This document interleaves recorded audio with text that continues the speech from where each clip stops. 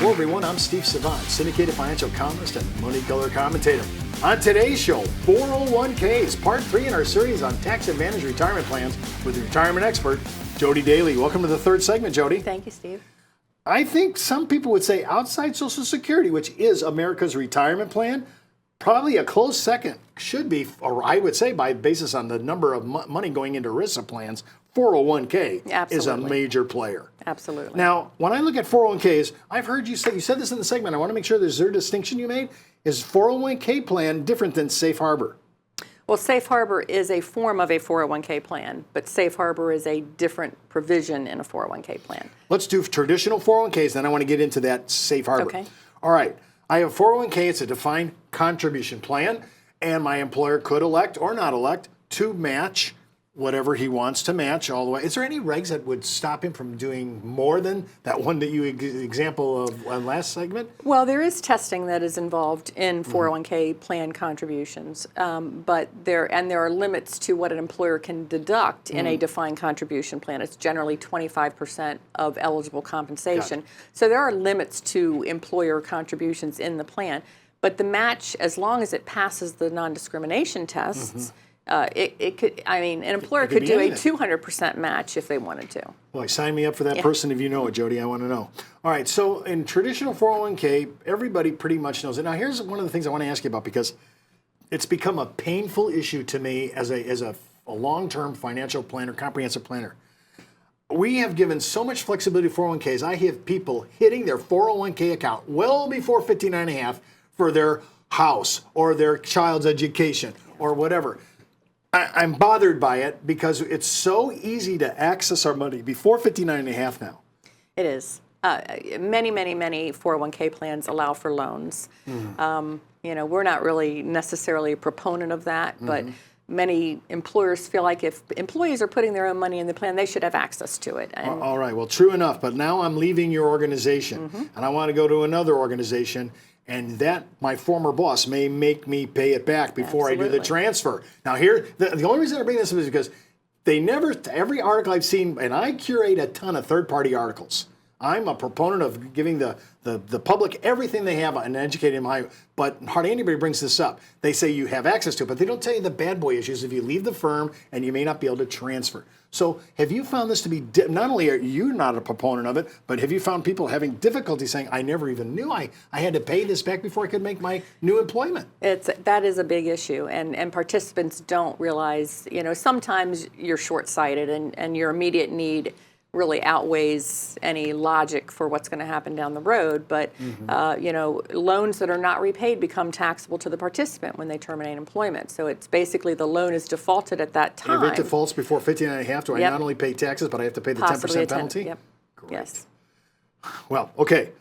Fair enough. At least we're getting full disclosure on the show. Okay, now, I want to be able to be careful. I know sometimes people need money, and if it's the only place to go, I get it. I totally get it. If you can't get it from the equity of your home, maybe this is the last resort, and you got to do it. What's the interest rate that I have to pay for this loan? Is there some IRS code that I have to salute the flag to pay if I'm going to borrow money from my 401k? Is there a standard market value interest rate here? It's usually the prevailing interest rate. The good news is that whatever the rate is, when you're repaying your loan to your retirement plan, you're paying yourself the interest. So that's an advantage of borrowing from your plan versus going to a bank because you're paying yourself back instead of paying the bank back. I'm fairly certain they stole that from the life insurance industry. I'm just my personal. All right, now, Safe Harbor. Safe Harbor is a subset. It's a 401k, but it's a subset of the 401k regulation. That's correct. So tell me, why do we have this little bit of difference? What does it do for me as an employer? What does it do for me as an employee? Safe Harbor provisions effectively eliminate any of the discrimination testing, non-discrimination testing that's required of the 401k plan. There's a testing of contributions between highly compensated and non-highly compensated employees. It's complicated, and I don't want to bore the audience with the details of discrimination testing, but it basically eliminates the need for that testing.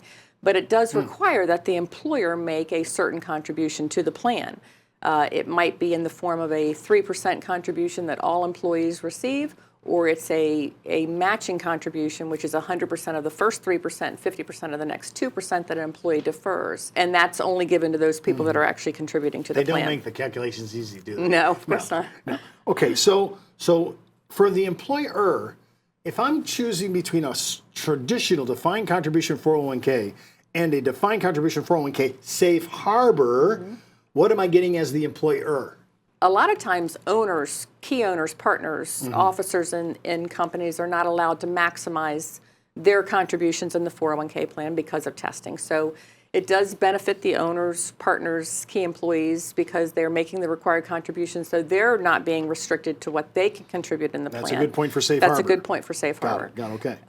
And it provides a deduction, a contribution for the employer.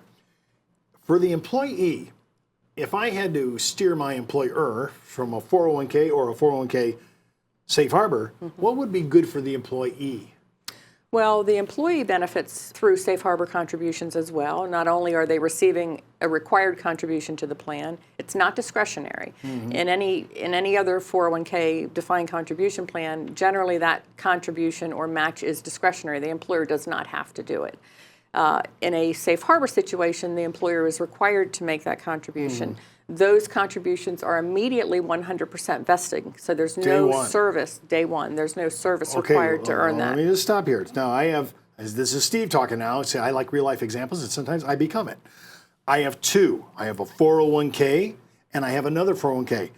I went to look at my total numbers because I left it in there because I like the funds and so forth they were performing. But I noticed I have 100% vesting and I wasn't even in there 2 years. Right. And over here, I was there 4 years and I didn't have the investing. What happened here?